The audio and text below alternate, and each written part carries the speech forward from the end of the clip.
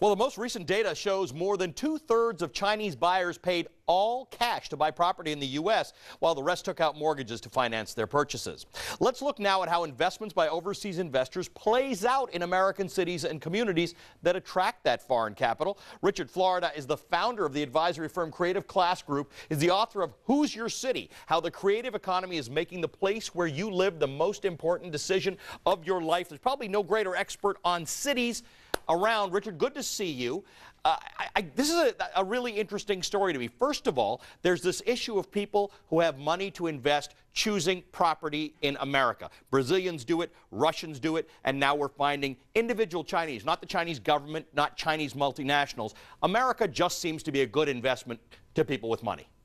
Yeah, and it's funny because Canadians are the #1 investor, followed by Chinese. And of course, the Chinese are pouring money into Toronto and Vancouver as well as U.S. cities. But I think what we're looking at is the globalization of the real estate market. When you and I were young, mom and dad and our relatives bought a house in the town where they grew up. What's happened now is the real estate game has become global. But it's not every city, and it's interesting. Of course, the Chinese are not just going to New York and L.A. They are putting that money in Detroit and Las Vegas, where there's great value.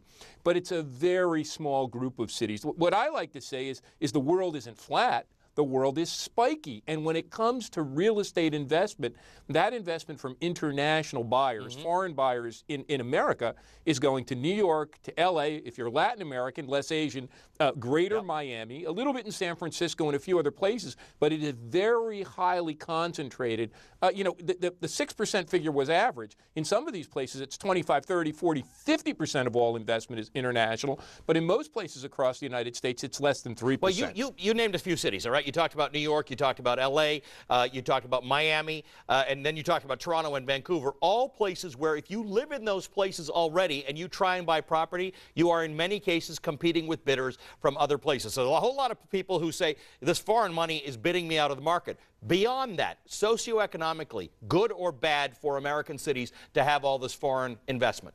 Oh, it's absolutely good. 20 years ago, people said the Japanese were going to buy up Rockefeller Center. The Japanese were going to buy up the Rust Belt.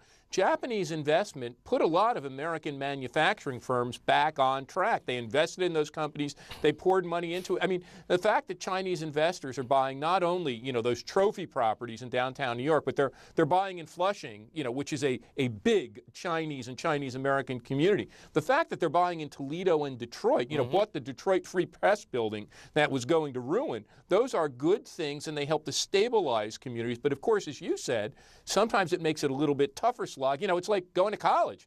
And when I was going to college, I was competing against kids from my neighborhood. Right. Now you go to college, you're competing from kids from around the world. The same thing in these big spiky cities, these big major cities. If you want to buy a property in some of those great downtown neighborhoods, you are competing against investors from the world. But that money is making the city stronger, right, even though it may be making it more expensive for you, the consumer. You mentioned Toledo. This is a city that suffered a lot. It was a big manufacturing city. It's now less of a manufacturing city. There's a waterfront area that the Chinese bought. This is, Chinese bigger investors. These are not individual investors, bought in and hopefully will get developed over time. So double-edged sword. People worry about those prices going up, but it does put a floor on some of these depressed communities and gives some money to those places. And it's interesting where the money is going. It's going into the downtown locations of the big, great global cities, but it's going into waterfront areas. One of the things we found is there's a great demand for waterfront, whether it's waterfront housing or waterfront retail, almost all across the country. And if you can get a nice site, that's kind of quasi-abandoned on the river. But in general, it's a very... And the other thing is we know that one of the things that spurs economic revitalization overall, but in a distressed city, is foreign people, immigrants. Immigrants are they a come in spur. Look at what happened in Toronto, a city we both know. 50% foreign-born, spurred that city, drove it, created a great energy level.